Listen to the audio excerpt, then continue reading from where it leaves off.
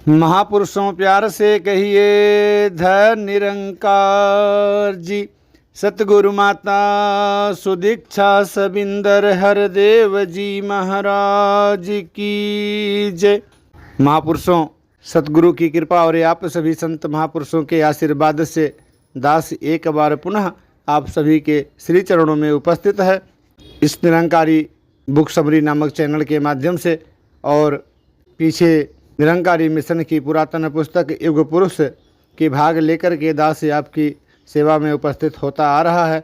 तो आज भी उसी पुस्तक का गतांक से आगे लेकर के आपके श्री चरणों में उपस्थित है, इसी याचना कामना प्रार्थना के साथ कि आप सभी समर्थ हैं, दयावंत हैं, कृपावंत हैं। अपनी कृपा दृष्टि दया दृष्टि दास और दास के पूरे परिवार पर सदा सर्वदा बनाए रखें, जिससे दास भी इस निरंकार के एहसास में रह करके सतगुरु के आदेशों और उपदेशों पर चलता हुआ आप सभी संत महापुरुषों का मन कर्म वचन से सत्कार करता हुआ, सम्मान करता हुआ अपना लोक सुखी पर लोक सुहेला कर पाए।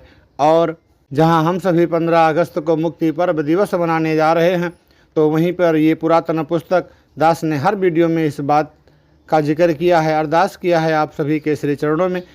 आज भी वही प्रार्थना याचना की इस दुर्लभ पुस्तक को, जो कि अब अपने मिशन के पब्लिकेशन पर भी उपलब्ध नहीं है, तो इसे ज़्यादा से ज़्यादा शेयर करें, खुद भी पढ़ें और जितने भी कांटेक्ट हैं अपने लिस्ट में महापुरुषों के उन तक ज़रूर पहुंचाएं। ये भी एक सेवा है। तो दास आगे का भाग लेकर के आपके चरणों में उपस्थित है। जो कुछ त्रुटियां होंगी उसके लिए दास को नादान बच्चा समझकर बख्श लीजिएगा। दिल्ली और पंजाब में विरोधियों का मिथ्या प्रचार, जनता पर उसका असर। इससे पहले इतिहास में पढ़ा तो था कि धर्म और मजहब के ठेकेदारों ने संसार में आने वाले प्रत्येक वली, अवतार या पीर पैगंबर से सभ्यता अथवा मानवता से गिरा हुआ व्यवहार किया, परंतु पूर्ण विश्वास इसलिए न आ सका कि किसी आदमी को भला किसी से व्यर्थ के विरोध से क्या प्रयोजन हो सकता है। हाँ, आँखों से देखकर इस कटु सत्य को स्वीकार करना ही पड़ा कि संसार सदा सदा ही सच्चाई का बैरी रहा है और धर्म के ठेकेदारों ने तो हर स्थान पर उन महापुरुषों से दुर्व्यवहार अवश्य ही किया होगा। आँखों से देखकर भी स्वीकार करना पड़ा कि हर वली अवतार का विरोध सबसे अधिक उसके अपनी ही कौम व धर्म वाले ही करते हैं। शायद यही कारण है कि आपका सबसे अधिक विरोध आपके सहधर्मी कहलाने वाले सिखों अथवा पंथ के ठेकेदारों ने ही किया। यह बात ये अलग है कि सदा सदा की तरह हर स्थान पर उनको मुँह की खानी पड़ी और उन लोगों की यादें इतिहास में केवल दुराचारियों के रूप में ही रह गईं और सत्य एक मस्त हाथी की तरह किसी भी बात की परवाह न करते हुए आगे बढ़ता चला गया। आपका विरोध होता हुआ देखकर इस बात का प्रत्यक्ष पता चल जाता था कि हिंदू, सिख अथवा मुसलमानों ने अपना सर्वस्व अथवा माँ बहनों की इज्जत लुटा कर भी अभी कुछ नहीं सीखा था। 1947 में जिन धर्म के ठेकेदारों के बहकावों और झांसों में आकर लोग अपना सब कुछ लुटाकर भारत पहुँचे थे, जनता अभी तक बहुधा उन्हीं के बस में थी। धार्मिक अगुओं और पंथ के ठेकेदारों ने ना जाने लोगों के दिलों में कैसा डर भर दिया है कि लोग भगवान के मंदिरों मस्जिदों में आग लगते देख कर भी यह बात न समझ सके कि जो भगवान खुदा या वाहेगुरु अपने घरों को ही रक्षा ना कर सका, वह उनकी क्या सहायता कर सकेगा। आज़ाद देश की जनता अब भी मुट्ठी भर धर्म के पेशवाओं एवं निजी सम्मान के भूखे अथवा मानवता के लहू के प्यासे राजनीतिक लीडरों की मुट्ठी में कैद थी। जब इन महानुभावों ने देखा कि बाबा अवतार सिंह जी निरंकारी उनकी कैद में से जनता को आज़ाद कराने के लिए आंधी और तूफान की तरह दिन रात आगे ही बढ़ रहा है, तो अपने पेट अथवा दंभ पर लात पड़ते देखकर उनका बौखला जाना स्वाभाविक ही था। दिल्ली में यूँ तो उन दिनों कोई भी ऐसा समय नहीं आया जबकि हुल्लड़बाजों ने आपके उपदेश अथवा संगत के समय पहुंचकर अपनी सभ्यता और धर्म प्रेम का प्रदर्शन न किया हो, परंतु प्रमाण के लिए कुछ नगरों के हालात नीचे दिए जा रहे हैं, जिन्हें पढ़कर आप स्वयं ही मजहबी भुलकड़ों की हठधर्मी तथा आपके हृदय की विशालता और सहनशीलता का कुछ अंदाज़ा सहज में ही लगा सकते हैं। एक दिन श्री करतार सिंह जी साहनी ने किसी पारिवारिक खुशी के समय पर आपको अपने निवास स्थान टेलीग्राफ सुकेयर, जो कि गोल मार्केट के निकट बेरड रोड पर है, पर बुलाया। उनका विचार था कि संतों की चाय पानी की सेवा के साथ ही साथ सत्संग भी हो जाएगा और पास पड़ोस में रहने वाले लोगों को भी सत्संग में शामिल होकर आपकी मधुर विचार सुनने का भी अवसर प्राप्त हो जाएगा। कार्यक्रम के अनुसार सत्संग आरंभ हो गया, जिसमें लगभग आपके 1000 अनुयायी सम्मिलित थे। सत्संग बड़े प्रेम पूर्वक अथवा शांति से चल रहा था। जनता तन्मय होकर प्रभु का यशोगान सुन रही थी। सुनने वाले प्रभु प्रेम की मस्ती में झूम रहे थे कि पहाड़गंज की ओर से नीली पीली पगड़ी पहने कुछ शरारती नौजवान सत्संग स्थान पर पहुंच गए। उनकी गिनती 9-10 से अधिक नहीं थी। कुछ समय तक तो वे लोग चुपचाप खड़े रहे, परंतु थोड़े समय उपरांत ही वे उपस्थित सज्जनों पर कंकर फेंकने लगे। कुछ कंकर जानबूझकर स्त्रियों की ओर भी फेंके गए। उपस्थित महाजनों में से जब कुछ लोग उठने लगे तो आपने इशारे से उनको उठने से रोक दिया। परिणामतः उनके हौसले और बढ़ गए और उन्होंने आपकी ओर कंकर फेंकने शुरू कर दिए, जिनमें से एक कंकर आपके मस्तक पर आ लगा। आपके अनुयायियों के लिए यह सब कुछ असहाय था और यह भी कुछ नौजवान उन लोगों को सबक सिखलाने के लिए उठे ही थे कि आपने लाउडस्पीकर बोलने का यंत्र अपने आगे खिसकाकर कहना आरंभ किया, दूसरे सज्जन चाहे कुछ भी करें, आप लोग अपने अपने स्थानों पर ही बैठे रहें। जिसको अपनी जान का डर हो वह उठकर जा सकता है। आपकी आज्ञा मानते हुए सभी उठने वाले सज्जन बैठ गए और आए हुए विरोधी आपकी ओर संकेत करते हुए अपशब्दों और गालियों का उच्चारण ऐसे करते रहे जैसे यह सब कुछ उन्हें अपनी माता के दूध से मिला हो।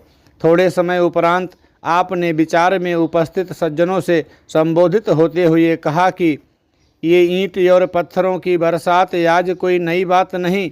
आज जो लोग श्री गुरु नानक देव जी का नाम लेकर जनता को भड़का रहे हैं, ये सज्जन श्री गुरु नानक देव जी के नाम लेवा तो नहीं, पर उन लोगों के वंशज अवश्य हो सकते हैं जिन्होंने गुरु नानक देव जी पर पत्थर बरसाए थे।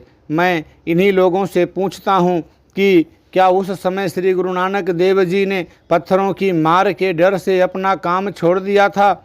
यदि उन्होंने अपना पथ नहीं छोड़ा था तो मैं उनका संदेश भूली भटकी दुनिया को देने से कैसे रोक सकता हूँ? आने वाले सज्जनों को यह बात भली भांति समझ लेनी चाहिए कि आप लोगों की गालियाँ और दुर्व्यवहार सच्चाई की आवाज़ को नहीं रोक सकते। मैं सारी दुनिया भर के दंभियों तक यह आवाज़ पहुंचा देना चाहता हूं कि अब झूठ का अंत होने को है, सच्चाई प्रकट होकर ही रहेगी। और यदि मेरे विरोधी पत्थरों की बरसात तो क्या, अगर मेरे गले में रस्सी डालकर कुत्तों की तरह भी गलियों में घसीटें तो भी अवतार सिंह सच ही कहेगा। संसार की कोई भी शक्ति या डरावा मेरा प्रचार बंद नहीं कर सकता। यदि आप लोगों को भगवान वाहेगुरु ने इंसान बनाकर सोच और समझ दी है तो वह काम करो जिसके लिए तुम्हें इस संसार में भेजा गया है। इंसान की पहचान उसके कर्म और बोल से होती है, केवल शरीर की बनावट से नहीं। इसी तरह आप संसार में किसी भी प्रकार के विरोध की परवाह न करते हुए आगे बढ़ते चले गए। मंसूरी। दिल्ली में गर्मी अधिक हो जाने के कारण आप गर्मियों में मंसूरी चले जाया करते थे, जहां सरदार सुंदर सिंह जी दुनियावी रिश्ते में आपके शागिर्द होने के साथ साथ आपके सेवक भी थे, बेकरी का काम करते थे। बहन प्रेम कौर जी भी इन दिनों मंसूरी में ही रहती थीं। आप इन दोनों में से किसी एक के पास ठहर जाया करते थे। संगत के समय पर महापुरुषों की काफ़ी गिनती हो जाती थी। मंसूरी की ठंडी हवा यहाँ भी विरोधियों के मन की अग्नि को शांत नहीं कर सकी और उन्होंने यहाँ भी अपने कर्तव्य से मुख नहीं मोड़ा। शाम को जब कभी भी आप सैर को निकलते, लोग आपकी ओर इशारे कर कर के कहते कि वह देखो गुरु नानक जा रहा है, अथवा और भी अनेक अनाप शनाप बातें बनाया करते थे। आप सब कुछ सुनते और अक्सर अपने साथ वालों से कहते कि देखो भगवान इनके मुख से स्वयं ही ऐसी ऐसी बातें निकलवा रहा है जो मैंने कभी सोची तक भी नहीं। मुझ जैसे व्यक्ति को इन्हें गुरु नानक की उपाधि देते हुए शर्म भी नहीं आती। गर्मियों में पंथ के प्रचारक भी अपनी सेहत बनाने अथवा जलवायु परिवर्तन के लिए मसूरी आ जाया करते थे। आपके वहाँ होने से उनकी चांदी हो जाती थी। इन्हीं दिनों एक संत गरीब सिंह, जिनकी सिख धर्म मानने वालों में काफ़ी ख्याति थी, भी मंसूरी में ही विराजमान होकर लोगों को आपके विरोध में भड़काकर वाहे गुरु को प्रसन्न कर रहे थे। जब संत जी को आपके मसूरी पधारने का पता चला तो एक दिन लगभग 60-70 व्यक्तियों को साथ लेकर आपके निवास स्थान पर पहुंच गए और आते ही उपस्थित सज्जनों से योम आपसे मुलाकात करने का विचार प्रकट किया। आप उस समय किसी महापुरुष के घर खाना खाने के लिए गए हुए थे। सेवादार को भेजकर आपको संत गरीब सिंह जी का संदेश पहुंचा दिया गया। संदेश मिलते ही आपने भाई साहब अमर सिंह जी और भाई साहब भाग सिंह जी को यह कहकर निवास स्थान पर वापस भेज दिया कि वे लोग जाकर संत जी को आदर सत्कार से बिठाकर बातचीत आरंभ करें। आप भी थोड़े समय उपरांत वहीं पहुंच रहे हैं। भाई साहब अमर सिंह जी ने वहां पहुंचकर सबको यथास्थान बिठाया और तदोपरांत वे भी वहीं बैठ गए और बातचीत चलाते हुए संत जी से पूछा, संत जी यह मनुष्य जन्म कब मिला है?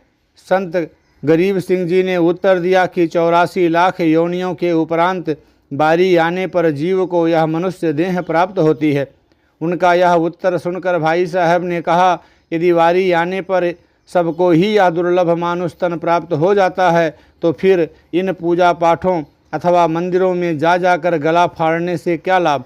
बारी आने पर तो कुत्तों, गधों अथवा दूसरी पशु योनियों को भी यह मनुष्य तन तो मिल ही जाएगा। पूरे सद्गुरु के पास आकर ही कोई इन भेद भरी बातों का सार जान सकता है। अभी उन लोगों की बात यहीं तक पहुंची ही थी कि आप भी लौट आए और चारों ओर मुस्कुराती हुई नज़र डालकर अपनी जगह पर यासीन होते हुए संत जी से आने का कारण पूछा। संत जी ने छूटते ही आपसे प्रश्न पूछा कि आप अपने आप को गुरु नानक क्यों कहलवाते हैं? आपने मुस्कुराते हुए संत जी को उत्तर दिया, मैं तो किसी से यह कहने नहीं जाता अथवा अपने पास आने वालों से नहीं कहता कि कोई मुझे गुरु नानक कहे, अपितु आपके धर्म अनुयायी ही मुझे देखकर कहते हैं कि यह देखो गुरु नानक जा रहा है। मेरा अपना नाम तो अवतार सिंह है, जो किसी भी भांति बुरा नहीं। मेरा नाम तो इतना अच्छा और लुभावना है कि हर धर्म को मानने वाले अपने गुरु या पीर के नाम के आगे मेरा नाम लगाना पसंद करते हैं, जैसे नानक अवतार, कृष्ण अवतार, राम अवतार आदि। आप अपने लोगों से कहें कि मुझे नानक कहकर मेरा नाम ना बिगाड़ें।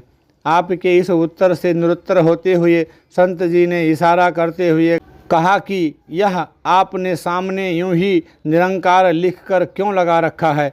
आपने फिर हंसते हुए उत्तर दिया कि निरंकार प्रभु तो अपने प्रेमियों की रक्षा के लिए हर समय और हर स्थान पर व्यापक है। इसी तथ्य का अनुभव करते हुए श्री गुरु नानक देव जी के इन शब्दों का उच्चारण किया था, नाऊ तेरा निरंकार है, ना लइए नरक न जाइए। और यह महावाक्य भी उन्हीं का है, जाके हृदय बसे निरंकार, ताकि सीख तरे संसार। अस्तु यह तू ही निरंकार भी इसलिए लगा रखा है कि इस पर आते जाते की दृष्टि पड़ती रहे, जिससे हर पल इसकी याद आती रहे। और मैं समझता हूँ कि यह कोई बुरा काम नहीं जो आप जैसे संतों के क्रोध का कारण बन जाए। संत जी ने जब आपके श्रीमुख से ऐसे उत्तर सुने तो पाँवों के तले से धरती सरकते देखकर इस बात पर आ गए कि उसे बहुत से व्यक्तियों ने कहा है कि आप अपने आप को गुरु नानक कहलवाते हैं। आप हमें लिख कर दें कि आप अब से अपने आप को गुरु नानक नहीं कहलवाएंगे। संत जी की भाव भंगी से आपने झट ही अंदाजा कर लिया कि संत जी निरुत्तर होकर अपनी झेप मिटाने अथवा संग आए हुए व्यक्तियों पर धाक बिठाने के लिए झगड़े की ओट लेना चाहते हैं। आने वालों में सरदार गुरबख्श सिंह जी, वकील, पंजाबी कवि तेजा सिंह सांवर और ज्ञान सिंह मरहम आदि भी थे। आपने सबके सामने संत जी से कहा कि जो कुछ आप चाहते हैं लिख कर ले आओ, मैं हस्ताक्षर कर दूंगा। कुछ समय उपरांत ही संत और उनके साथी एक कागज़ पर यह लिख कर ले आए कि मैं गुरु नानक नहीं हूँ, मुझे कोई व्यक्ति भी इस नाम से संबोधित ना करे। जो व्यक्ति मुझे उक्त नाम से पुकारेगा वह गुरु नानक अथवा वाहे गुरु का देनदार होगा। मैं तो केवल वाहे गुरु का बनाया हुआ एक इंसान हूँ और सबका दास हूँ। आपने बिना किसी सोच विचार के ऊपर लिखित पर हस्ताक्षर कर दिए। इस पर आने वालों ने सत श्री अकाल के नारे लगाए। संत जी ने एक बार आपको संबोधन करते हुए कहा कि वह इस लिखित को देश भर के समाचार पत्रों में प्रकाशित करवाएंगे। इस पर आपने हंसते हुए संत जी से कहा कि आप उसके इस काम के लिए आभारी होंगे, क्योंकि संसार को इससे सच झूठ का पता लग जाएगा। संत गरीब सिंह कागज का पुर्जा हाथ में लेकर बाहर आ गए, परंतु बाहर आकर जब उन्होंने आपकी लिखित पढ़े लिखे लोगों को दिखाकर इसे प्रकाशित कराने का अनुरोध किया तो लोगों ने उसे शर्मिंदा करते हुए कहा कि संत जी, यह लिखित आपकी नहीं बल्कि बाबा अवतार सिंह जी की जीत है। बाबा अवतार सिंह जी, गुरु नानक तो एक ओर रहा, वह अपने आप को मानव मात्र का दास मानता है। ऐसे व्यक्ति का विरोध केवल हठधर्मी है। इस तरह से यह उठता हुआ तूफान भी झाग की तरह बैठ गया और आपने मंसूरी में बाकी समय निरंकार प्रभु के यशोगान और प्रचार करते हुए व्यतीत कर दिए। दिल्ली में जब जब भी निरंकारी संत समागम होते, दूर दूर के शहरों में रहने वाले प्रेमी आपका संदेश सुनने के लिए दिल्ली आते। अर्थात 1951-52 में संत समागमों में भाग लेने वाले लोगों की गणना 5-6 हज़ार तक हो गई थी। ऐसे हर अवसर पर आपके विरोधी दल बल सहित आकर हल्ला गुल्ला करने की कोशिश करते, परंतु उनका किसी भी प्रकार का विरोध आपकी राह में बाधा नहीं डाल सका और आपका प्रचार इस हद तक बढ़ गया कि निरंकारी संत समागम दिल्ली से बाहर भी बड़े बड़े शहरों में होने लगे। अमृतसर में संत समागम, विरोधियों का पंडाल पर आक्रमण, सच्चाई की शानदार जीत। अमृतसर में हुए 1952 के इस बैसाखी समागम पर लेखक स्वयं भी वहीं पर उपस्थित था, इसलिए यह सारा वृत्तांत आँखों देखा होने के कारण पाठकों को 100% ठीक ही समझना चाहिए। वैसे भी अमृतसर में हुआ यह संत समागम और बहुत से कारणों के अतिरिक्त इसलिए भी ऐतिहासिक महत्व रखता है कि इस रोज़ खुले मैदान में झूठ को सच्चाई के हाथों मुंह की खानी पड़ी थी और इसके उपरांत झूठ की सच्चाई के सामने आने की बहुत कम हिम्मत हुई। अमृतसर तथा इसके आसपास के शहरों और गांवों में रहने वाले महाजनों की ओर से प्रबल मांग आने पर आपने बैसाखी का यह समागम अमृतसर में मनाने की आज्ञा दे दी। राजकवि जी जैसे श्रद्धालु प्रेमियों ने, जिन्होंने सच्चाई के इस प्रचार में अपना तन मन धन अर्पण कर दिया था, कि विनती को आप किसी भी भांति ठुकरा ना सके। सच पूछिए तो इन दिनों अमृतसर में निरंकारी महापुरुषों की गिनती आटे में नमक के बराबर भी नहीं थी, परंतु फिर भी इन लोगों में श्रद्धा, गुरु भक्ति और प्रभु विश्वास की कमी नहीं थी, जो अकेली ही अनेक महान पर्वतों को सरकाने की क्षमता रखती है। पंजाब में ऐसा विशाल निरंकारी संत समागम पहली बार हो रहा था, इसलिए लगभग पंजाब के सभी गांव और नगरों के प्रभु प्रेमी इसमें अपने प्यार की आहुतियां डालने पधारे थे। दिल्ली से भी आपके साथ लगभग 300 महाजन इस समागम में भाग लेने के लिए पहुंचे हुए थे। इनमें संत निरंकारी मंडल के प्रबंधकों के अतिरिक्त भाई साहब भगत सिंह जी जोश जैसे महान प्रवक्ता तथा अलमस्त जी, शांत जी, उड़ारू जी, भौर जी, मान जी, मरहम जी, निर्मल जोशी जी, बहन नीरा जी और बहन प्रेम जी आदि जैसे महान कवि भी शामिल थे। यह कार्यक्रम 2 दिन का था।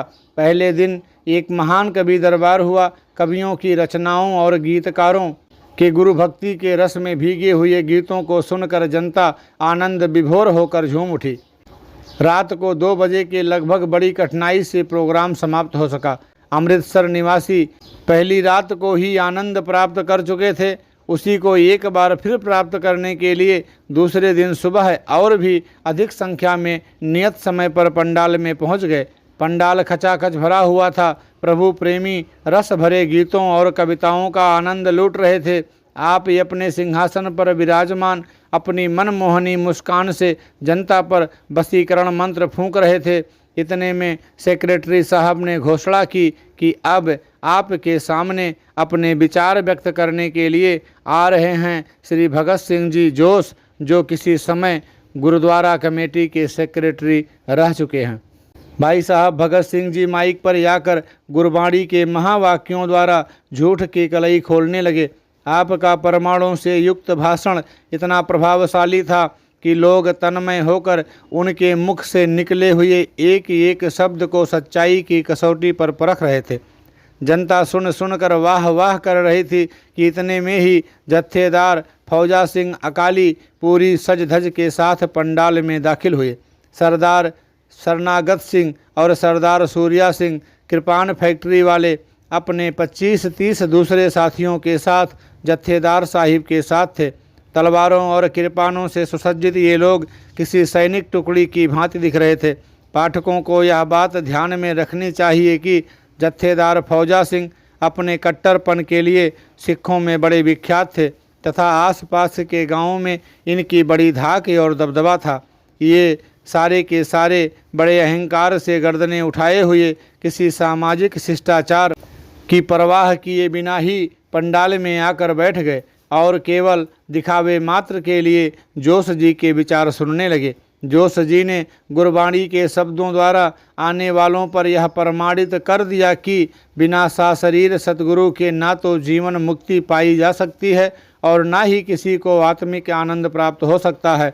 जोश जी के मुख से गुरबाणी के वाक्य ऐसे निकल रहे थे कि जैसे श्री गुरु ग्रंथ साहिब के 1430 पन्नों का विशाल सागर इनके घट में आकर इकट्ठा हो गया हो। दूसरे सब उपस्थित सज्जन तो तन्मय होकर उनके विचार सुन रहे थे, परंतु जत्थेदार और उनके साथियों की भाव भंगिमा को देखकर ऐसा प्रतीत होता था कि जैसे किसी सभ्य समाज में आने और बैठने का इनका यह प्रथम अवसर है। आने वाले जत्थेदार व उसके साथियों के हाव भाव को देखते हुए भाई साहब कुलवंत सिंह जी, भाई साहब हुकुम प्रकाश जी मोगा वाले, भाई साहब बस्ती सिंह जी और लाला बद्रीनाथ जी अपने अपने स्थानों से चुपके से उठकर आपके सिंहासन के कुछ निकट आ गए थे। जिस सिंहासन पर आप विराजमान थे उसके साथ ही श्री गुरु ग्रंथ साहिब का प्रकाश भी हो रहा था, क्योंकि उन दिनों ऐसी ही प्रथा थी। कोई महापुरुष गुरबाणी का कोई शब्द पढ़ता और तदुपरांत आप ही अपने मुखारबिंद से उस शब्द की व्याख्या करते हुए इस शब्द का सार तथा वास्तविकता जनता को बताते। थोड़े समय उपरांत जत्थेदार फौजा सिंह ने सेक्रेटरी साहब के पास चिट भिजवाकर बोलने के लिए समय मांगा। वातावरण को देखते हुए तथा अपनी जिम्मेवारी को महसूस करते हुए पूज्य लाभ सिंह जी प्रधान माइक पर आ गए और बड़े प्यार और नम्रता से चिट भिजवाने वालों से संबोधन करते हुए कहने लगे कि यह हमारा अपना समागम तथा संत जनों का इकट्ठा है, कोई जनता का जलसा नहीं। दूसरे हमारे पास अभी बहुत से सज्जन ऐसे हैं जिन्होंने कार्यक्रम के अनुसार अभी जनता से संबोधन करना है। समय कम होने के कारण हमें कार्यक्रम अनुसार ही चलाना है, इसलिए हम किसी अन्य व्यक्ति को समय ना दे पाने की क्षमा मांगते हैं। प्रधान जी का इतना कहना था कि जत्थेदार और उनके साथी जलाल में आ गए और समय दिए जाने की जिद करने लगे। शायद जत्थेदार साहिब को अपने ऊपर पूर्ण विश्वास था कि वह बात में से बात निकालकर कोई ना कोई पचड़ा अवश्य खड़ा कर सकेगा, परंतु प्रधान जी ने उनके दोबारा समय मांगने पर भी स्पष्ट इनकार कर दिया। इस पर जत्थेदार साहिब ने कहा कि यदि उन्हें उनके 1-2 प्रश्नों का उत्तर दे दिया जाए तो वह अधिक समय के लिए जिद नहीं करेगा। इस पर प्रधान जी ने जत्थेदार को प्रश्न पूछने की आज्ञा दे दी। उपस्थित सज्जन बड़ी उत्सुकता से जत्थेदार की ओर देखने लगे कि देखें यह क्या प्रश्न करता है। जत्थेदार साहिब अपनी जगह पर खड़े हो गए और प्रश्न किया कि यदि किसी स्त्री का पति परदेश अथवा घर से बाहर गया हुआ हो और बाहर से वह अपनी पत्नी को पत्र लिखे, परंतु यदि वह स्त्री स्वयं पढ़ी लिखी न होने के कारण पति के पत्र को किसी अन्य पढ़े लिखे व्यक्ति से पढ़वा ले, तो क्या स्त्री के पति का पत्र पढ़ने वाला उस स्त्री का पति हो सकता है? हजारों की संख्या में उपस्थित सज्जनों ने बड़े ध्यान से इस प्रश्न को सुना और बड़ी तन्मयता से उत्तर की प्रतीक्षा करने लगे। जत्थेदार साहिब इस प्रश्न द्वारा केवल यह जानना चाहते थे कि आप तो केवल गुरु ग्रंथ साहिब में पहले से लिखित शब्दों को अपने विचार द्वारा जनता को समझाते हैं, इसलिए आप गुरु कैसे हो सकते हैं? इससे यह स्पष्ट है कि इस प्रश्न के मिले हुए उत्तर द्वारा वे लोगों को भड़काकर झगड़ा करना चाहते थे, परंतु इधर उत्तर देने वाले थे पूज्य लाभ सिंह जी प्रधान जी, जो अपने सतगुरु की रहमत से प्रश्नकर्ता के भाव को तुरंत ही समझ गए।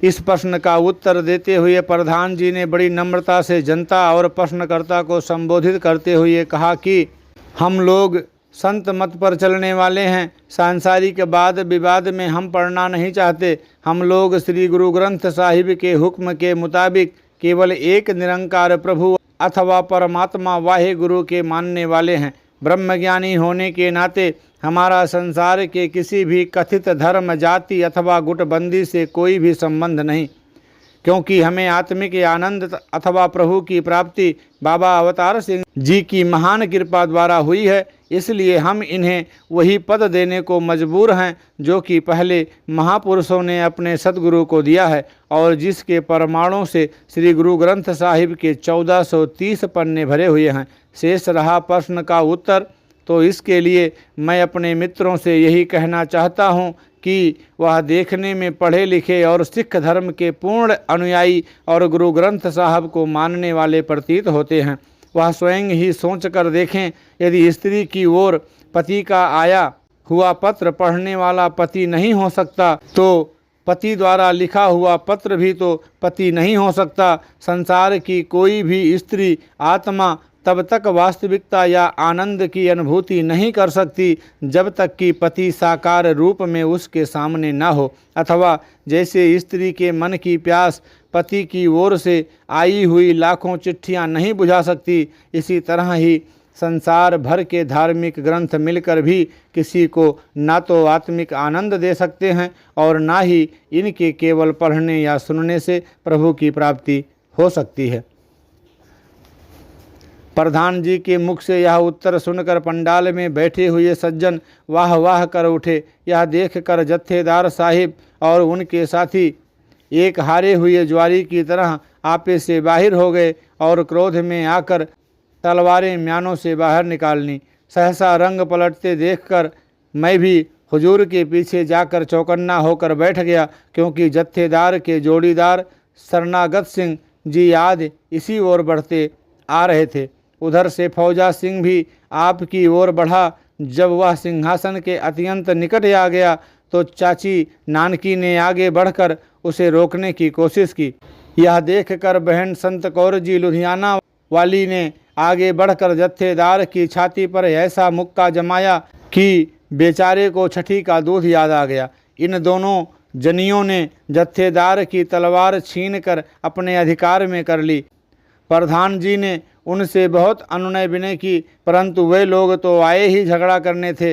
हाथ जोड़ने और प्यार से समझाने पर भी जब वे लोग नहीं माने तो प्रधान जी ने उन लोगों को पंडाल से बाहर निकाल देने के लिए कहा कि प्रधान जी का हुक्म आने की देर थी कि भाई साहब कुलवंत सिंह जी, बस्ती सिंह जी और श्री हुकुम प्रकाश जी के साथ और 2-4 अन्य महापुरुषों ने आगे बढ़कर जत्थेदार के आदमियों को आपकी ओर बढ़ने से रोक दिया तथा प्रभु के विश्वास से आगे बढ़कर उनके हाथों से तलवारें और कृपानें छीन लीं और दूसरी ओर से कुछ बहनों ने भी आगे बढ़कर उनका रास्ता रोक लिया। पूरी तैयारियां और दल बल के साथ आए जत्थेदार साहिब को मुँह की खाकर अपनी पगड़ियां और तलवारें आदि छोड़कर वहां से भागना पड़ा। उस दिन मैंने अपनी आँखों से देखा कि सचमुच ही झूठ के पाँव नहीं होते। अमृतसर के शांति और अमन चाहने वाले महापुरुषों ने तत्काल ही पास के पुलिस थाने में जाकर रिपोर्ट लिखा दी, परंतु शांति के इन रखवालों के पहुंचने से पहले ही लोग वहां से 9-2-11 हो चुके थे। पुलिस अधिकारियों को निरपेक्ष लोगों से पूछताछ के आधार पर यह बात स्पष्ट तौर पर पता चल गई कि हर प्रकार से जत्थेदार और उसके साथी दोषी हैं। उनके विरोध में कुछ न कुछ कार्रवाई करनी ही पड़ेगी, क्योंकि यह हमला जत्थेदार ने अपने साथियों सहित पूरी तरह से तैयारी करने के उपरांत निरंकारी समागम के पंडाल में किया था। अमृतसर के बड़े बड़े अकाली लीडरों ने इस सारे मामले को दबाने के लिए दौड़ धूप आरंभ कर दी। चूँकि जत्थेदार फौजा सिंह पंथ का सुविख्यात जत्थेदार था, इन लोगों ने सुलह सफाई के लिए निरंकारी मंडल के प्रबंधकों पर सब प्रकार के दबाव डालने शुरू कर दिए। पुलिस भी यही चाहती थी कि किसी न किसी तरह से यह बात दब जाए और बात आगे ना बढ़ पाए। इसी रात को अमृतसर में रहने वाले पंथ के कुछ विख्यात नेता तथा शहर में कानून के रखवाले अधिकारी आदि इकट्ठे होकर आपके पास आए और सुलह शांति अथवा झगड़े के निपटारे की बात करने लगे। आने वालों में से सभी सिख वर्ग से संबंधित थे। आने वालों की सब बातों का आपने यही उत्तर दिया, मेरा संसार में ना ही तो किसी से कोई झगड़ा है और ना ही इस भरी दुनिया में कोई ऐसा व्यक्ति है जो मुझे अपना बैरी नज़र आता है। मैं आपको किसी के विरुद्ध कोई भी कार्रवाई करने के लिए नहीं कहता। यदि आप लोग जिन पर जनता के जान व माल की रक्षा का भार है अथवा जिन पर नगर में शांति बनाए रखने की सरकारी जिम्मेवारी है, यह समझते हैं कि यह शरारत अथवा झगड़ा जानबूझकर किया गया है अथवा वे लोग केवल झगड़ा करने के लिए ही हथियारों से सुसज्जित होकर हमारे पंडाल में इतनी दूर से चलकर आए थे, तो आपको अपने कर्तव्य का पालना करना ही चाहिए। मैं विशेष तौर से किसी से कुछ करने कराने के लिए नहीं कहता, आप जाने और आपका काम। इतना सुनकर भी आने वाले आप पर तरह तरह की बातें बनाकर जत्थेदार और उसके साथियों से राजीनामा करने के लिए ही जोर देते रहे। इस पर आपने दोबारा फिर यही उत्तर दिया, हम लोग दिल्ली से यहाँ अमृतसर के महाजनों के न्योता देने पर ही आए हैं, इसलिए राजीनामा आदि करने की भी सारी जिम्मेवारी उनकी तथा मंडल के प्रबंधकों की है। आने वाले सज्जन इस बात को भली प्रकाश से समझते थे कि बिना आपकी आज्ञा के कुछ भी हो पाना संभव नहीं, इसलिए अब उन्होंने धर्म और पंथ के नाम की दुहाई देनी शुरू कर दी। इन्हीं आने वालों में से एक मुखी सज्जन ने आपसे प्रश्न किया कि आपके प्रचार का विषय क्या है। आपने उत्तर दिया, मेरे प्रचार का मूल ध्येय दुनिया भर के लोगों दिलों से जात पात धर्म मजहब और रंग रूप के भेदभावों को दूर करके हर इंसान को इस असीम के साथ जोड़ना है जिसे आप वाहेगुरु, कुछ लोग भगवान अथवा अन्य लोग गाड या अल्लाह कहते हैं। मेरा रास्ता प्रीति प्यार और अमन का रास्ता है और इसी का प्रचार मैं हर जगह कर रहा हूँ। इस पर उसी सज्जन ने दोबारा फिर प्रश्न किया कि मेरे संप्रदाय को सबसे अधिक विरोध आपके गुरु कहलाए जाने पर है, आप अपने आप को गुरु क्यों कहलवाते हैं? इसका उत्तर देते हुए आपने कहा कि लोग आपको ज्ञानी केवल इसलिए कहते हैं कि आपने प्रभु का ज्ञान ना होते हुए भी किसी कॉलेज से कुछ पढ़ लिख कर ज्ञानी की डिग्री प्राप्त कर ली है। इसी तरह आपके साथ आने वाले दूसरे सज्जन को लोग सुप्रीडेंट कहते हैं और इन तीसरे सज्जन को लोग प्रचारक कहते हैं। यह भेद क्यों? हम सब के शरीर तो एक जैसे हैं, परंतु उपरोक्त नाम शरीर के नहीं बल्कि उस कर्म के हैं जो हम करते हैं अथवा जिनके करने का हमें आदेश मिला है। जो काम कोई करता है वैसा ही दुनिया उसे पुकारती है। जैसे कि कपड़े धोने वाले को संसार वाले धोबी, मिठाई बनाने वाले को हलवाई और रोगी का इलाज करने वाले को डॉक्टर कहकर पुकारती है, इसी प्रकार मुझसे ज्ञान प्राप्त करने वाले मुझे इस नाम से संबोधित करते हैं। आज तक दुनिया में किसी ने भी सराफ को नाई तथा कपड़ा बेचने वाले को मोची कहकर नहीं पुकारा। फिर मुझे यह समझ नहीं आती कि किसी के मुझे गुरु कह देने पर आप लोगों का क्या बिगड़ता है। जब लोग मुझे गुरु कहकर पुकारते हैं तो आप लोगों को बुरा लगता है, परंतु जब कुछ लोग मेरे लिए मानवता से गिरे हुए अपशब्दों का प्रयोग करते हैं तो आप पर कोई असर नहीं होता। गुरु और सिख का नाता एक देने वाले और लेने वाले का है, जिसको केवल ये दोनों ही समझ सकते हैं। इस पर गुरुद्वारा कमेटी अमृतसर के एक प्रबंधक ने कहा, हम भी सिख और आप भी सिख, हम लोग भी गुरु नानक का ही प्रचार कर रहे हैं। आप यह काम हमसे मिलकर क्यों नहीं करते। यह बात सुनकर आप हंसते हुए कहने लगे, सरदार साहब, मैं वह नहीं हूँ जो आपको नज़र आ रहा हूँ। मेरे यह केस और दाढ़ी केवल इसलिए हैं कि मैं एक सिख घराने में पैदा हुआ हूँ। मेरे पिताजी ने जैसा रूप मेरे शरीर का बनाना चाहा बना दिया, अन्यथा मैं तो दुनिया के सभी इंसानों की भांति केवल 5 तत्व का पुतला हूँ, जिसे संसार वाले मेरे माता पिता द्वारा रखे हुए नाम अनुसार मुझे अवतार सिंह के नाम से पुकारते हैं। मैं तो भगवान का बनाया हुआ एक ऐसा इंसान हूँ जिसका दुनिया के किसी भी फिरके, जाति अथवा धर्म से कोई भी संबंध नहीं। केवल निरंकार को जानने और मानने के कारण मुझे निरंकारी कहा जाता है। बाकी रही दाढ़ी और केसों की बात, यदि आपको इन्हीं के नाते कुछ दुख होता है या आप लोग केवल इन्हीं को सिखी कहते हैं और इसी नाते मेरा विरोध करते हैं, तो मैं अभी नाई को बुलवाकर आपका यह ऐतराज भी दूर कर देता हूँ। आपके पंथ की खातिर ना ही केवल मैं यह कुर्बानी करूँगा, बल्कि अपने अनुयायियों को भी ऐसा ही करने का आदेश पहुँचा देता हूँ। आपका यह उत्तर सुनते ही आने वाले सज्जनों की रही सही अकल भी गुम हो गई। अभी वे संभल भी ना पाए थे कि आपने अपने पास बैठे हुए महाजनों, भाई साहब अमर सिंह जी पटियाला वाले, भाई साहब रामचंद्र जी कपूरथला वाले और राजकवि जी तथा अन्य प्रबंधकों से कहा, आप लोग इसी समय जाकर भारतवर्ष में रहने वाले मेरे समस्त अनुयायियों को मेरा यह आदेश पहुंचा दें कि मेरी सिखी किसी भी प्रकार से बालों की मोहताज नहीं। आज तथा आज के उपरांत किसी भी स्थान की निरंकारी संगत में गुरु ग्रंथ साहब का प्रकाश न किया जावे। उपरोक्त सज्जन आपकी आज्ञा के पालन के लिए उठने ही लगे थे कि पंथ के नेता आपके आगे हाथ जोड़ जोड़ कर मिन्नतें करने लगे तथा आगे के लिए विरोध न करने का भी उन लोगों ने वचन दिया। उनकी विनती को मानते हुए आपने अपना पहला आदेश तो वापस ले लिया, परंतु दूसरा आज तक लागू है, जिसके कारण किसी भी निरंकारी संगत में श्री गुरु ग्रंथ साहब का प्रकाश नहीं होता। यह बात अलग है कि आपके हजारों अनुयायियों को इस महान ग्रंथ की तुकें और शब्द मौखिक रूप से इतने याद हैं कि किसी कट्टर से कट्टर तथा बड़े से बड़े पंथ के नेता को भी नहीं होंगे। और यह भी आपकी सिखलाई और प्यार भरी शिक्षा का परिणाम है। आज हमारे हजारों पूर्वी भाई इस ग्रंथ की पंजाबियों से अधिक जानकारी रखते हैं। आने वाले सज्जन ठंडे होकर वापस लौट गए। सरकारी अदालत में सच्चाई का बोलबाला, सुखद परिणाम।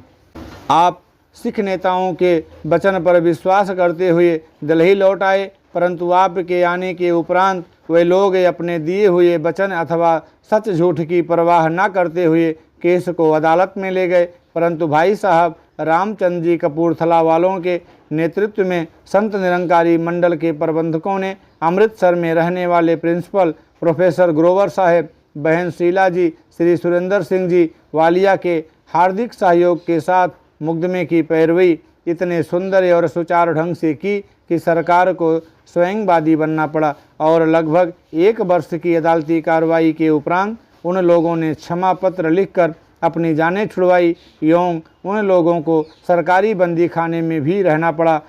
सरदार गुरुदयाल सिंह की ओर से न्यायाधीश के सामने पेश किए गए यह क्षमा पत्र आज भी सरकारी रिकॉर्ड में मौजूद है।